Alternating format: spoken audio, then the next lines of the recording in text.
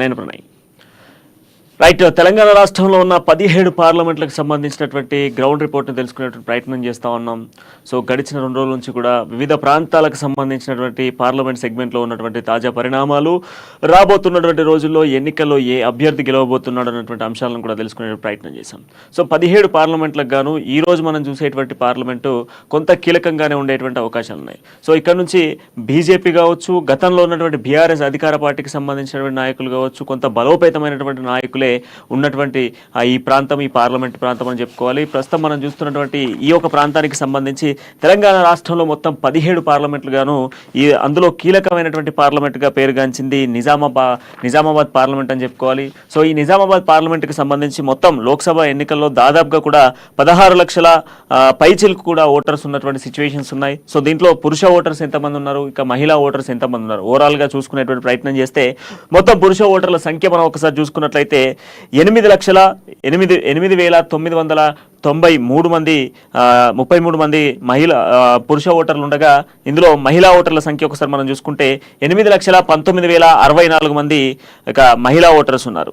మొత్తం ఈ ఒక లోక్సభ పార్లమెంట్ పరిధిలో మనం చూసుకున్నట్లయితే 7 నియోజకవర్గాలు ఉన్నాయి. ఈ 7 నియోజకవర్గాలు ఒకసారి చూసుకుంటే ఆర్మూర్, బోధన్, నిజామాబాద్ అర్బన్తో పాటుగా ఇక బాన్స్వాడతో పాటుగా మెట్టుపల్లి, జగిత్యాల. సో ఈ 7 నియోజకవర్గాల పరిధిలో జరగబోతున్నటువంటి ఈ పార్లమెంట్ ఎన్నికలకు సంబంధించి గతంలో ఉన్నటువంటి అభ్యర్థులు కావచ్చు, ప్రస్తుతం ఉన్నటువంటి అభ్యర్థులకు సంబంధించిన డేటాను కూడా చూసుకుంటే 2019లో ఎన్నికలు జరిగిన నేపథ్యంలో కూడా బీజేపీ నుంచి ధర్మపురి అరవింద్ బరిలో నిలవగా ధర్మపురి అరవిందే గత ఎన్నికల్లో గెలిచిన పరిస్థితులు అయితే కనబడతా ఉన్నాయి. ఇక ప్రతిపక్ష పార్టీగా ఇప్పుడు ప్రస్తుతం ప్రాతినిధ్యం వహిస్తున్న బీఆర్ఎస్ పార్టీ నుంచి మాజీ ముఖ్యమంత్రి కల్వకుంట్ల చంద్రశేఖరరావు కూతురైనటువంటి కల్వకుంట్ల కవిత బరిలో నిలిచిన పరిస్థితులు అయితే ఉన్నాయి. ఆ తర్వాత కాంగ్రెస్ నుంచి మధు యాషిక్ గౌడ్ కూడా బరిలో ఉన్న పరిస్థితులు అయితే 2019లో ఉన్నాయి. సో 2014లో తెలంగాణ ఏర్పడిన నేపథ్యంలో కూడా కల్వకుంట్ల కవిత నిజామాబాద్ పార్లమెంట్ నుంచే తొలిసారిగా ఎంపీ అయిన సిచ్యువేషన్స్ కూడా ఉన్నాయి. సో ఆ తర్వాత మనం చూసుకుంటే దాదాపు ఈ ఒక నియోజకవర్గం స్పెషల్ అని కూడా మనం ముందుగానే చెప్పుకున్నాం. ఎందుకు అనంటే ఈ పార్లమెంట్లో దాదాపు కూడా 11 సార్లు కాంగ్రెస్ పార్టీ సీటు కైవసం చేసుకున్నటువంటి సీటుగా పేరుగాంచింది నిజామాబాద్ పార్లమెంట్ అని చెప్పుకోవాలి. ఇక 2024కు సంబంధించినటువంటి అభ్యర్థుల జాబితాలో మనం చూసుకుంటే ఇక భారతీయ జనతా పార్టీ సంబంధించి, బీజేపీ పార్టీకి సంబంధించి ధర్మపురి అరవింద్కే ఈసారి సీట్ ఇచ్చినటువంటి పరిస్థితులు అయితే ఉన్నాయి. అధిష్టానం ధర్మపురి అరవింద్నే బరిలో నిలిచేటువంటి ప్రయత్నం చేసింది. సో మొత్తం ఓవరాల్గా 3 పార్టీలు కీలకంగా మనకు బరిలో కనిపిస్తూ ఉన్నాయి. సో 3 పార్టీలకు సంబంధించినటువంటి నేతలకు సంబంధించి మనం చూసుకుంటే బీజేపీ పార్టీ నుంచి ధర్మపురి అరవింద్ తో పాటుగా బీఆర్ఎస్ నుంచి బాజిరెడ్డి గోవర్ధన్ రెడ్డి, కాంగ్రెస్ నుంచి మనకు జీవన్ రెడ్డి ముగ్గురు బరిలో కనిపిస్తా ఉన్నారు. సో ఒకసారి గతంలో ఏదైతే నిజామాబాద్ కి సంబంధించి గత 2019 జరిగినటువంటి మొత్తం ఓటర్ల సంఖ్యను ఒకసారి మనం చూస్తే దాదాపు మనకు 14,96,593 మంది కంప్లీట్గా ఓటర్స్ ఉన్నారు. దీంట్లో మనకు ఒకసారి గత ఓట్లకు సంబంధించి 2019లో జరిగినటువంటి ఎన్నికల నేపథ్యంలో కూడా గెలిచిన అభ్యర్థికి ఎన్ని ఓట్లు వచ్చాయి, ఆ తర్వాత రెండో అభ్యర్థికి ఎన్ని ఉన్నాయి, ఇక తర్వాత మూడో అభ్యర్థికి ఎన్ని ఉన్నాయి అనేటువంటి డీటెయిల్స్ చూస్తే 2019లో బీజేపీ పార్టీ నుంచి ధర్మపురి అరవింద్ నిలబడితే మొత్తం ఓట్ల సంఖ్య మనం చూసుకుంటే 4,80,584 ఓట్లు ఏదైతే అరవింద్కి పడ్డాయి. సో విజయం కూడా ఆయనకే సాధించాడు. దాదాపు ఓటింగ్ శాతం చూస్తే 45.22% పోలింగ్ జరిగిన సిచ్యువేషన్స్ ఉన్నాయి. ఇక బీఆర్ఎస్ నుంచి మనం చూసుకుంటే కల్వకుంట్ల కవిత 4,09,709 ఓట్లు పడ్డాయి. ఇక మనకు సంబంధించిన పోలింగ్ శాతాన్ని చూస్తే ఓటింగ్ శాతాన్ని 38.55గా నిలిచింది. ఇక ఆ తర్వాత కాంగ్రెస్ నుంచి మధు యాషిక్ గౌడ్ అని చెప్పుకున్నాం. సో ఆయనకు కంప్లీట్గా కూడా కేవలం 69,240 ఓట్లు పడ్డాయి. 6.52% ఓట్లు నమోదైన సిచ్యువేషన్స్ ఉన్నాయి. ఇవి గత 2019కి సంబంధించినటువంటి ఫలితాలు ఈ విధంగా ఉన్నాయి. సో ఇప్పుడు మన అభ్యర్థులకు సంబంధించి ధర్మపురి అరవింద్ కావచ్చు, బాజిరెడ్డి గోవర్ధన్ రెడ్డి, జీవన్ రెడ్డి, సో ముగ్గురు కూడా బరిలో ఉన్నారు. సో ఒకరంటే ఒకరు పోటాపోటీ పడుతూ ఉన్నారు. గతంలో బీఆర్ఎస్ పార్టీ నుంచి కల్వకుంట్ల కవిత 2014లో గెలిచిన తర్వాత అప్పటి నుంచి ఇప్పటి వరకు కూడా అక్కడ కొంత బీఆర్ఎస్ పరిస్థితి అయోమయ పరిస్థితులే ఉన్నాయి. సో కొద్ది రోజుల్లో మనం చూస్తూ ఉన్నాం, ఇటు కవిత అరెస్టుకు ముందు మనం చూస్తే అక్కడ అరవింద్ వర్సెస్ కవితగా మారిన సిచ్యువేషన్స్ ఉన్నాయి. అసెంబ్లీ ఎన్నికల నేపథ్యంలో కూడా అరవింద్ వర్సెస్ కవితగా మారిన సిచ్యువేషన్స్ ఉన్నాయి. అనేక సందర్భాలలో కూడా కవిత వర్సెస్ అరవింద్గా ఉన్న సిచ్యువేషన్స్ ఉన్నాయి. ఇక అసెంబ్లీ ఎన్నికల తర్వాత ఇప్పుడు మనం చూస్తే కాంగ్రెస్ వర్సెస్ బీజేపీగా మారబోతా ఉందా? సో ప్రచారాలు ఏ విధంగా సాగుతూ ఉన్నాయి, ముగ్గురు అభ్యర్థులకు సంబంధించిన ప్రచారాలు ఏ విధంగా ముందుకు వెళ్తున్నాయి తెలుసుకునే ప్రయత్నం చేద్దాం. మనతో పాటుగా మా నిజామాబాద్ ప్రతినిధి నవీన్ అందుబాటులో ఉన్నారు, ఆయనతో మాట్లాడే ప్రయత్నం చేద్దాం. సో నవీన్, ప్రస్తుతం ఉన్నటువంటి సిచ్యువేషన్స్ లో నిజామాబాద్ పార్లమెంట్ కి సంబంధించి మనం మాట్లాడుకుంటే, సో పార్లమెంట్ పరిధిలో ఉన్నటువంటి ముగ్గురు కీలక నేతలే ఉన్నారని చెప్పుకోవాలి. సో మరి ముగ్గురు కీలక నేతలకు సంబంధించి ప్రచారాలు ఏ విధంగా సాగుతా ఉన్నాయి? ముఖ్యంగా నిజామాబాద్ పార్లమెంట్ పరిధిలో ఇటు ఎలక్షన్ మరో 5 రోజులు ఉన్నప్పటికీ కూడా ఎలక్షన్ సంబంధించి కూడా ప్రచారము ఓరుగా కొనసాగుతుందని చెప్పవచ్చు. ముఖ్యంగా నిజామాబాద్ పార్లమెంట్ పరిధిలో తిరుగుగా పోటీ నెలకొన్నప్పటికీ కూడా ప్రధానంగా బీజేపీ కాంగ్రెస్ పార్టీనే ప్రధాన పోటీగా ఉన్నట్లు తెలుస్తుంది. అయితే నిజామాబాద్ పార్లమెంట్ పరిధి 1952లో ఏర్పడింది. అప్పటి నుంచి కూడా జరిగినటువంటి ఎన్నికల్లో ప్రధానంగా 10 సార్లు కాంగ్రెస్ పార్టీ గెలుపొందగా 3 సార్లు టీడీపీ పార్టీ గెలుపొంది. ఇది ఒక స్వతంత్ర అభ్యర్థి గెలుపొందగా మొన్న జరిగినటువంటి పార్లమెంట్ ఎన్నికల్లో బీజేపీ తరపున అప్పుడే ఎన్నికల్లో అరంగేట్రం చేసినటువంటి ధర్మపురం అరవింద్ గెలుపొందాడు. అయితే గతంలో జరిగిన ఎన్నికల్లో గతంలో సిట్టింగ్ ఎంపీగా ఉన్నటువంటి బిఆర్ఎస్ పార్టీ అభ్యర్థి అయినటువంటి కల్వకుంట్ల కవిత కేసీఆర్ కూతురు అయినటువంటి కల్వకుంట్ల కవిత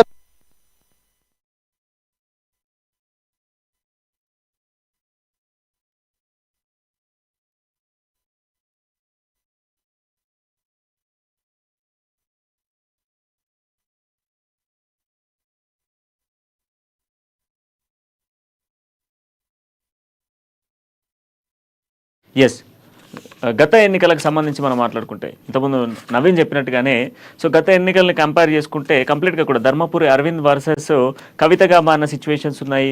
సో నిజామాబాద్ పార్లమెంట్కి సంబంధించి మనం మాట్లాడుకుంటే ప్రధానంగా ఇక్కడ ఓటర్లకు కొంత చైతన్యం ఉన్నటువంటి సిచ్యువేషన్స్ కూడా ఉన్నాయి.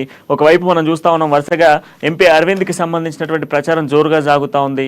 మరో విషయం మనం మాట్లాడుకుంటే పసుపు బోర్డుకు సంబంధించినటువంటి అంశాన్ని కూడా మనం తెరపైకి తీసుకురావచ్చు. ఎందుకంటే కేంద్రం నుంచి రావాల్సినటువంటి పసుపు బోర్డుకు సంబంధించి, పసుపు కారాగారానికి సంబంధించి గతంలోనే ప్రధానమంత్రిని తీసుకొచ్చి దాన్ని ప్రారంభోత్సవం చేయడము, ఇదంతా కూడా ఎంపీ అరవింద్కి కలిసి వచ్చేటువంటి అవకాశాలు కనబడతా ఉన్నాయి. సో ప్రస్తుతం మరి ఎంపీ అరవింద్కి సంబంధించినటువంటి పేరు మాత్రం బలంగానే వినిపిస్తూ ఉంది. మరోవైపు జీవన్ రెడ్డికి సంబంధించిన పేరు కూడా వినబడుతుంది. ఎందుకంటే మొన్నే కాంగ్రెస్ అసెంబ్లీ స్థానాల్లో మనం చూసుకున్నట్లయితే కాంగ్రెస్ అధికారంలోకి వచ్చింది. కాంగ్రెస్ అధికారంలోకి వచ్చిన నేపథ్యంలో కూడా కాంగ్రెస్కి కొంత బలోపేతమైనటువంటి ప్రాంతంగా నిజామాబాద్ చెప్పుకోవచ్చు. ఎందుకంటే దాదాపు 11 సార్లు 1952లో ఏర్పడినటువంటి ఈ నియోజకవర్గానికి పార్లమెంట్ సెగ్మెంట్కి సంబంధించి నాటి నుంచి నేటి వరకు జరిగినటువంటి ఎన్నికల్లో దాదాపు 11 సార్లు కాంగ్రెస్ పార్టీ అక్కడ బాగా వేస్తూ వచ్చింది. అయితే ఈ నేపథ్యంలో 2024లో కూడా కాంగ్రెసే కైవసం చేసుకునేటువంటి అవకాశాలు ఉన్నాయనేది కాంగ్రెస్ వర్గాలు చెప్పుకుంటా ఉన్నాయి. మరోవైపు మనం చూస్తే తెలంగాణ ఉద్యమ సమయాల్లో కీలక పాత్ర వహించినటువంటి టీఆర్ఎస్ పార్టీ, నాటి టీఆర్ఎస్ నేడు బీఆర్ఎస్కి సంబంధించి మాట్లాడుకుంటే కల్వకుంట్ల కవిత 2014లో ఎన్నికలలో ఘన విజయం సాధించిందని చెప్పుకోవాలి. నాడు తెలంగాణ ఉద్యమం అనేటువంటి ఒక సెంటిమెంట్ ద్వారా ఆ తెలంగాణ ఏర్పడినటువంటి నేపథ్యంలో కూడా అప్పుడు జరిగినటువంటి ఎన్నికల్లో కల్వకుంట్ల కవిత కొంత విజయం సాధించినప్పటికీ నాటి నుంచి నేటి వరకు, అంటే అప్పటి నుంచి ఇప్పటి వరకు కూడా కంప్లీట్గా బీఆర్ఎస్ వర్సెస్ బీజేపీగా కొనసాగింది ఈ నిజామాబాద్ పార్లమెంట్ అని చెప్పుకోవాలి. సో నిజామాబాద్ పార్లమెంట్కి సంబంధించి ప్రత్యేకంగా మనం మాట్లాడుకుంటే బీజేపీకి సంబంధించినటువంటి కీలక నేత మాజీ ఎంపీ అరవింద్ అని చెప్పుకోవాలి. సో ఎంపీ అరవింద్కి సంబంధించి కీలకంగా ఉండేటువంటి అవకాశాలు కూడా ఉన్నాయి. సో తెలుసుకుందాం, మరిన్ని వివరాలను కూడా తెలుసుకునే ప్రయత్నం చేద్దాం. నవీన్ కూడా అందుబాటులో ఉన్నారు. సో నవీన్, సో ఇప్పుడు బాజిరెడ్డి, గోవర్ధన్ రెడ్డి కావచ్చు, లైక్ జీవన్ రెడ్డి కావచ్చు అండ్ అరవింద్ కావచ్చు పోటాపోటీ పడుతూ ఉన్నారు. సో పసుపు బోర్డుకు సంబంధించిన అంశాన్ని కూడా అరవింద్ తెరపైకి తీసుకొస్తా ఉన్నాడు. సో ఎట్లా ఉంది, ప్రజల్లో స్పందన ఏ విధంగా అనిపిస్తా ఉంది? పసుపు చూసిన గత ఎన్నికల్లో పసుపు బోర్డు ఏదైతే ఇష్యూగా ప్రధాన సమస్య అయింది, ఇప్పుడు రానున్న పార్లమెంట్ ఎన్నికల్లో కూడా ముఖ్యంగా నిజామాబాద్ జిల్లా పసుపు బోర్డు కూడా ప్రధాన సమస్యగా ఉన్న పరిస్థితి కనిపిస్తుంది. అయితే అప్పుడు ఎంపీగా ఉన్నటువంటి కల్వకుంట్ల కవిత పసుపు తీసుకొస్తారని చెప్పి మాట తప్పడంతో 163 మంది నామినేషన్లు ఎంపీ కవితకు వ్యతిరేకంగా నామినేషన్లు దాఖలు చేశారు. అయితే 160 మంది ఇటు ఎన్నికల బరిలో ఉండగా అనూహ్యంగా కూడా ధర్మపురి అరవింద్ ఎంపీగా గెలుపొందాడు. అయితే ఎక్కిన ఇటు 100 రోజుల్లో పసుపు తీసుకొస్తారని చెప్పి కూడా అరవింద్ చెప్పినప్పటికీ తేకపోవడం కూడా పసుపు రైతులు కూడా కొద్దిగా ఆగ్రహం వ్యక్తం చేస్తున్న పరిస్థితి కనిపిస్తుంది. మొన్న జరిగినటువంటి అసెంబ్లీ ఎన్నికల్లో ప్రచారంలో భాగంగా ప్రధానమంత్రి నరేంద్ర మోడీ నిజామాబాద్ బహిరంగ సభలో పసుపు బోర్డు కూడా ప్రకటించారు. దీంతో కూడా పసుపు రైతులు కూడా కొంతమంది కూడా ఇటు బీజేపీ వైపు చూస్తున్న పరిస్థితి మాత్రం కనిపిస్తుంది. ఇక అయితే ఈ ప్రధానంగా పసుపు బోర్డు ఇష్యూ కూడా ఇప్పుడు కాంగ్రెస్ పార్టీ ఒకటే చెప్తుంది. ఇటు పసుపు పార్లమెంట్ ఎన్నికలు దృష్టిలో పెట్టుకుని మరోసారి బీజేపీ పార్టీ నాటకాలు ఆడుతుంది. పసుపు రైతులను వంచన చేసే ప్రయత్నం చేస్తుంది. పసుపు బోర్డు ప్రకటించినప్పటికీ అది ఎక్కడ ఏర్పాటు చేస్తారు, నిజామాబాద్ ఏర్పాటు చేస్తారో ఇంకా వేరే ప్రాంతంలో ఏర్పాటు చేస్తారో కూడా స్పష్టమైన కూడా హామీ ఇవ్వాలని చెప్పి కూడా కాంగ్రెస్ పార్టీ చెప్తున్న పరిస్థితి మాత్రం కనిపిస్తుంది. అయితే దీంతో పాటు నిజాం షుగర్ ఫ్యాక్టరీ ప్రధాన సమస్యగా ఉన్న పరిస్థితి కనిపిస్తుంది. ఇటు నిజాం షుగర్ ఫ్యాక్టరీ ప్రతిష్టామని చెప్పి కూడా అనేక పర్యాలు బీఆర్ఎస్ పార్టీ చెప్పినప్పటికీ కూడా ఇక ఆచరణలో కూడా అమలు చేయని పరిస్థితి ఉంది. అయితే దీంతో ఇటు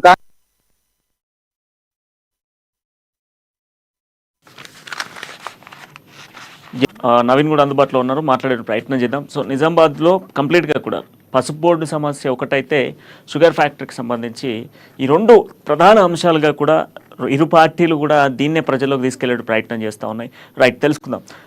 ఎస్ నవీన్, ప్రస్తుతం ఉన్నటువంటి సిచ్యువేషన్స్లో మరి ఈ రెండు ప్రధాన అంశాలు గతంలో కేంద్రం ఇస్తా అన్నటువంటి హామీల నేపథ్యంలో కూడా ఇవ్వలేదు అన్నటువంటి పాయింట్ ఆఫ్ వ్యూలో ఇటు కాంగ్రెస్ కంప్లీట్గా కూడా యాంటీగా వెళ్తా ఉంది బీజేపీకి. మరోవైపు బీఆర్ఎస్ కూడా గతంలో పసుపు బోర్డుకు సంబంధించిన విషయంలో కొంత ఆందోళన చేపట్టేటువంటి ప్రయత్నం చేసింది. సో మరి వీటన్నిటి నేపథ్యంలో కూడా మరి బీజేపీ పరిస్థితి ఏ విధంగా ఉంది? బీజేపీకి సంబంధించి గతంలో సభ కూడా జరిగింది, ఇది నిజామాబాద్ వేదిక కూడా మోదీ సభలు కూడా నిర్వహించిన పరిస్థితులు అయితే ఉన్నాయి. సో మరి ఈ నేపథ్యంలో ఇంపాక్ట్ ఇటు కనిపిస్తూ ఉంది సరే.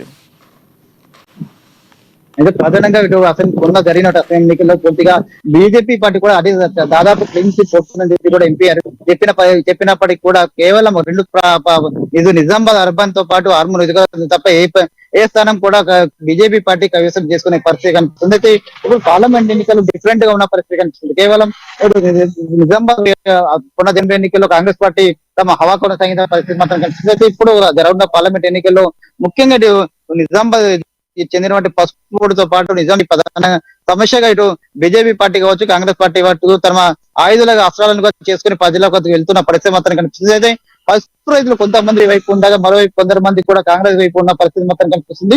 మరోవైపు చూసుకున్నట్లయితే నిజాం షుగర్ ఫ్యాక్టరీ సంబంధించినట్లయితే ఇష్యూ చూసుకున్నట్లయితే ఇప్పటికే శ్రీధర్ బాబు అధ్యక్షున ఒక కమిటీ కూడా ఇటు పసుపు రైతులతో ఇటు నిజాం షుగర్ సంబంధించిన రైతులతో పాటు కార్మికులు కూడా సందర్శించారు. వారికి అన్ని వివరాలు కూడా అడిగి తెలుసుకున్న పరిస్థితి కనిపిస్తుంది. మరి రీసెంట్ గానే కూడా సీఎం రేవంత్ రెడ్డి కూడా 40 కోట్లు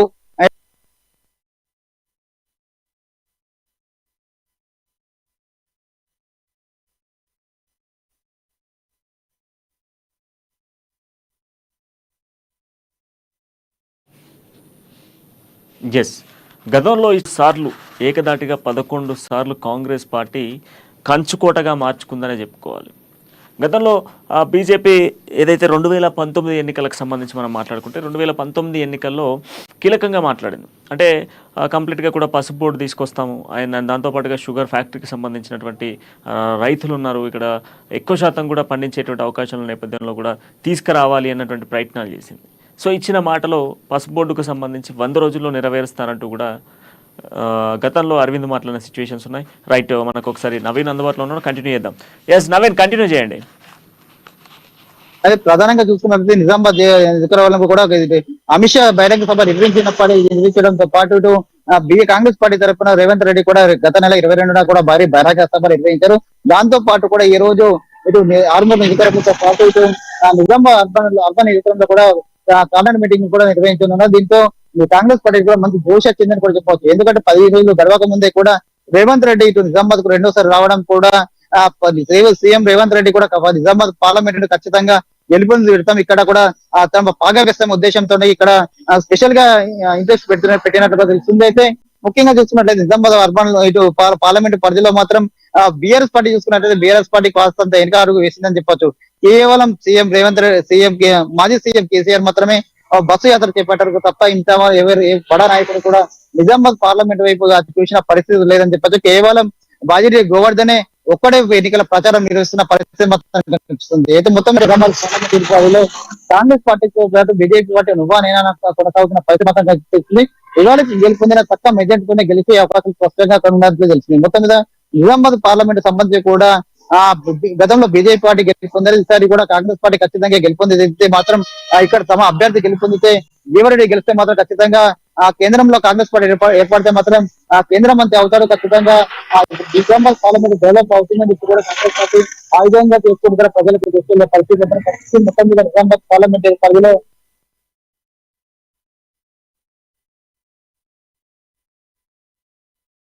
నిజామాబాద్ పార్లమెంట్ పరిధిలో మనం చూసుకుంటే ఈ విధంగా అంటే ఎపిసోడ్ వైజ్ ఎపిసోడ్ కొనసాగుతున్న సిచ్యువేషన్స్ కనబడతా ఉన్నాయి. కంప్లీట్గా కూడా రేవంత్ రెడ్డి 2 సార్లు కూడా ఏకదాటిగా 2 సార్లు కేవలం 20 రోజుల వ్యవధిలోనే 2 సభలు నిర్వహించడం కొంత కాంగ్రెస్కి ప్లస్ అయ్యేటువంటి అవకాశాలు కనబడుతూ ఉన్నాయి. సో జీవన్ రెడ్డిని నిలబెట్టడం జరిగింది. సో జీవన్ రెడ్డి ఒక కీలక నేత కాంగ్రెస్ పార్టీలో అని చెప్పుకోవాలి. జీవన్ రెడ్డి లాంటి నాయకుడు కీలకంగా వ్యవహరించేటువంటి అవకాశాలు కూడా ఉంటాయి. ఆయన అపూర్వ అనుభవం, సో రాజకీయంలో కావచ్చు, కాంగ్రెస్ పార్టీతో ఆయనకు ఉన్నటువంటి అనుభవం కావచ్చు, సో ఇవన్నిటిని కూడా ఇంపాక్ట్ చేసుకుంటూ 2 సార్లు సీఎం రేవంత్ రెడ్డి అక్కడికి వెళ్ళడము, సభలు నిర్వహించేటువంటి ప్రయత్నం చేయడము. సో మొన్న అమిత్ షా వెళ్ళడము, అమిత్ షా కూడా ప్రోగ్రామ్ చేయడము. అయితే కాంగ్రెస్ దీన్ని కంప్లీట్గా కూడా ఏం చేస్తుంది అని అంటే, మనం మాట్లాడుకుంటే కాంగ్రెస్కి సంబంధించి కాంగ్రెస్ కంప్లీట్లీ కూడా ఇప్పుడు ఏదైతే కేంద్రానికి సంబంధించినటువంటి వైఫల్యాలను ముందుకు తీసుకొచ్చే ప్రయత్నం చేస్తూ ఉంది. ఈరోజు కేంద్ర ప్రభుత్వానికి సంబంధించినటువంటి వైఫల్యాలు ఏవైతే ఉన్నాయో, గతంలో ఇస్తా అన్నటువంటి హామీలు ఏవైతే ఉన్నాయో అవన్నీ కూడా బీజేపీ మాట తప్పింది అన్నటువంటి పాయింట్ ఆఫ్ వ్యూలో కాంగ్రెస్ ప్రచారాన్ని కొనసాగిస్తోంది. మరోవైపు మనం చూస్తే గత అసెంబ్లీ ఎన్నికల్లో కంప్లీట్గా కూడా ఇచ్చినటువంటి 6 హామీల్లో 5 గ్యారెంటీలను పూర్తి చేసి ప్రజల ముందుకు వచ్చాము. కంప్లీట్గా కూడా ఇప్పుడు రాబోతున్నటువంటి ఈ యొక్క పార్లమెంట్ ఎన్నికల్లో కూడా ఆ 5 గ్యారెంటీలను కాంగ్రెస్ ఇచ్చిన నేపథ్యంలో కూడా ఈ 5 గ్యారెంటీలు కూడా మేము ఇంప్లిమెంట్ చేస్తామని చెప్పేసి మనకు ఏదైతే కాంగ్రెస్ పార్టీ చెప్తా ఉంది. స్టిల్ ఒకసారి మళ్ళీ కంటిన్యూ చేద్దాం. మనకు నవీన్ అందుబాటులో ఉన్నారు. ఎస్ నవీన్. ముఖ్యంగా ఇటు కాంగ్రెస్ పార్టీ ఇటు తమ అసెంబ్లీ ఎన్నికల్లో గెలుచుకున్న తర్వాత ఇచ్చిన మాట ప్రకారం 100 రోజుల్లో 6 గ్యారంటీలు కూడా అమలు చేశాము. ఖచ్చితంగా కేంద్రంలో కూడా కాంగ్రెస్ పార్టీ వస్తే మాత్రం ఇంతగా హామీలను కూడా నెరవేర్చిన హామీలను కూడా నెరవేర్చిన ఖచ్చితంగా కాంగ్రెస్ పార్టీ గెలిపి అని చెప్పి కూడా ఒకటే నిదానంతో కూడా కాంగ్రెస్ పార్టీ వెళ్తున్న పరిస్థితి మాత్రం కనిపిస్తుంది. బీజేపీ పార్టీ మాత్రం కేవలం పసుపు అయితే తమను గెలిపిస్తే మాత్రం నిజామాబాద్ జిల్లాలో పసుపు తెప్పిస్తామని చెప్పి ఒక నినాదం తప్ప వేరే నిదానం ఎత్తుకునే పరిస్థితి కనిపిస్తుంది. కేవలం నన్ను చూసి ఓట్లు వేయడం కాదు, నరేంద్ర మోడీని చూసి ఓట్లు వేయాలని చెప్పి కూడా ఎంపీ అరవింద్ ప్రచారం చేస్తున్న పరిస్థితి మాత్రం కనిపిస్తుంది. కాంగ్రెస్ పార్టీ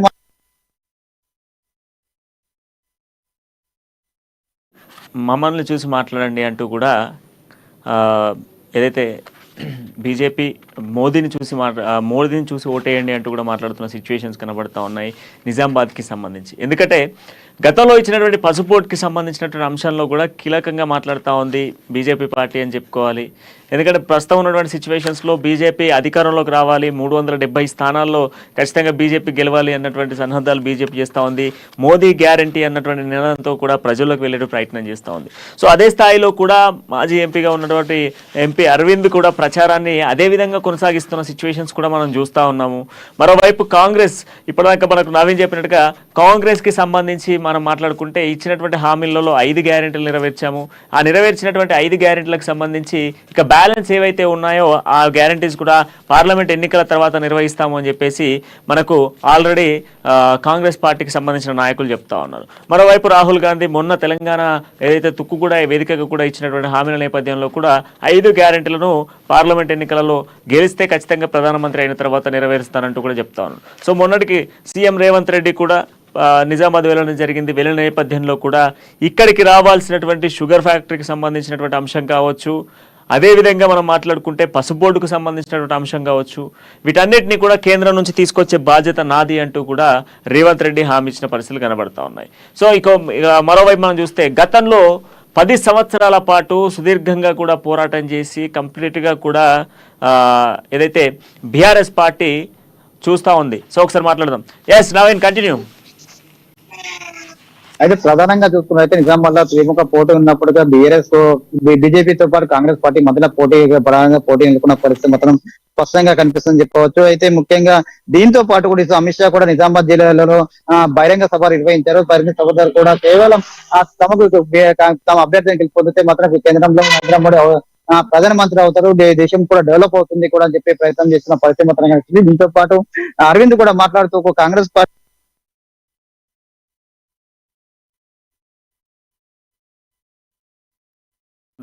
అంశాలు కావచ్చు, లేదనుకుంటే జీవన్ రెడ్డి, సీఎం రేవంత్ రెడ్డి వీళ్ళందరూ మాట్లాడుతున్నాం. కంప్లీట్గా ఒక్కసారి మనం డీటెయిల్గా మనం మాట్లాడుకుంటే ఈ 7 అసెంబ్లీ నియోజకవర్గాలకు గాను కంప్లీట్గా కూడా ఈసారి త్రిముఖ పోటీ ఉండే, గతంలో త్రిముఖ పోటీ ఉన్న నేపథ్యంలో కూడా ఈసారి కంప్లీట్గా కూడా ఇటు కాంగ్రెస్ వర్సెస్ మనకు కాంగ్రెస్ వర్సెస్ బీజేపీగా ఉండేటువంటి అవకాశాలు ఎక్కువ శాతం కనబడతా ఉన్నాయి. ఎందుకంటే కాంగ్రెస్ నిలుపుకోవాల్సినటువంటి హామీలు కావచ్చు, నిలబెట్టుకున్నటువంటి హామీల నేపథ్యంలో కూడా రాబోతున్నటువంటి రోజుల్లో ఖచ్చితంగా మేము నెరవేరుస్తాము అన్నటువంటి ధీమాను కాంగ్రెస్ వ్యక్తం చేస్తూ ఉంది. సో ఖచ్చితంగా ఈసారి ఏదైతే నిజామాబాద్కు గతంలో ఇచ్చినటువంటి హామీలు నెరవేర్చే బాధ్యత మాది అంటూ బీజేపీ చెప్తా ఉంది. కంప్లీట్గా కూడా మోదీ హామీని మీరు నమ్మండి, మోదీ సర్కార్ను మీరు నమ్మండి అని చెప్పేసి ఇటు బీజేపీ నాయకులు చెప్తా ఉన్నారు. మరోవైపు బాజిరెడ్డి గోవర్ధన్ రెడ్డి ఒక్కడే పోరాటం చేస్తా ఉన్నాడు. మరోవైపు కేసీఆర్ రోడ్ షో అంటూ కేటీఆర్ హైదరాబాద్తో పాటుగా పలు జిల్లాల్లో పర్యటిస్తూ ఉన్నారు. అండ్ హరీష్ రావు సిద్దిపేట, సిరిసిల్ల ఈ ప్రాంతాల్లో ఆయన చూస్తూ ఉన్నాడు. కంప్లీట్గా కూడా బాజిరెడ్డి గోవర్ధన్ రెడ్డి సింగిల్ ఎజెండాతోనే వెళ్లాల్సిన సిచ్యువేషన్స్ మరోవైపు కనబడతా ఉన్నాయి. సో బడా నేతలు కంప్లీట్గా వచ్చి బీఆర్ఎస్ పార్టీని కొంత ప్రజల్లోకి తీసుకెళ్లడం, కొంత ఫోకస్డ్గా మాట్లాడే ప్రయత్నం చేస్తారన్నప్పటికీ కూడా కొంత నిజామాబాద్ పట్ల కొంత అసంతృప్తిగానే బీఆర్ఎస్ కనిపిస్తూ ఉంది. ఒకవైపు కవిత నిలబడితే ఖచ్చితంగా కూడా ప్రచారం జోరుగా ఉండేది కావచ్చు. బట్ ఇప్పుడున్న సిచ్యువేషన్స్లో కవిత వెళ్ళి తిహార్ జైల్లో ఉంది. ఈ నేపథ్యంలో కవితకు సంబంధించినటువంటి ఎపిసోడ్ అక్కడితో ముగిసిన నేపథ్యంలో ఇప్పుడు బాజిరెడ్డి గోవర్ధన్ రెడ్డి పరిస్థితి ఏంటి అన్నటువంటి క్వశ్చన్ మార్క్లో మిగులుతున్న సిచ్యువేషన్స్ మరోవైపు కనబడతా ఉన్నాయి. బట్ కంప్లీట్గా కూడా జీవన్ రెడ్డి వర్సెస్ అరవింద్గా మారేటువంటి అవకాశాలు అయితే కనిపిస్తూ ఉన్నాయి. కంప్లీట్గా రాబోతున్నటువంటి పార్లమెంట్ ఎన్నికల నేపథ్యంలో మరొక 5 రోజులలో కంప్లీట్గా కూడా ఈ యొక్క ఎపిసోడ్ ఏం జరగబోతుంది అనేది కూడా కొంత కీలకంగా మారేటువంటి అవకాశాలు అయితే నిజామాబాద్ పార్లమెంట్కి సంబంధించిన అంశాల్లో కనబడతా ఉన్నాయి. సో గతంలో ఉన్నటువంటి ఓటర్లకు సంబంధించినటువంటి నేపథ్యంలో కూడా మనం చూసుకుంటే ఇంతమంది ఉన్నటువంటి ఓటర్స్ దాదాపు 14,90,593 మంది ఓటర్లకు సంబంధించినటువంటి ఓట్లు ఎటు మరలబోతా ఉన్నాయి, ఏం జరగబోతుంది అన్నటువంటి ఆసక్తి కూడా నెలకొన్న సిచ్యువేషన్స్ కనబడతా ఉన్నాయి. కంప్లీట్గా నిజామాబాద్ పార్లమెంట్లో మాత్రం కంప్లీట్గా బీజేపీ వర్సెస్ కాంగ్రెస్గా ఉండేటువంటి